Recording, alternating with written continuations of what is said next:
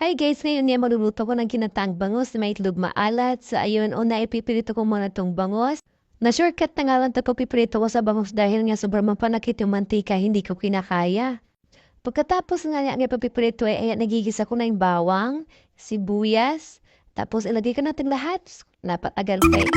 So ayan nga, halu-haluin ko mo ng maigi ay ating kasangkapan bago tayo maglagay ng isda. Gusto ko kasi yung luto muna yung kamatis.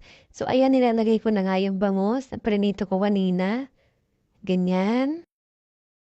Haluin nga muna natin unti. So, lagyan natin yung gata.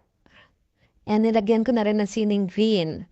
Inubos ko na nga lang yung gata kasi ang mahal ng gata. Sayang naman kung tatapon ko yung iba. Nilagyan ko na ng patis at magic sarap. Pagkatapos na yan, nilagyan natin ng itlog maanat. Tapos haluin na saglit din pakuluan natin hanggang maluto. Antayin natin na medyo mag-brown yung sabaw.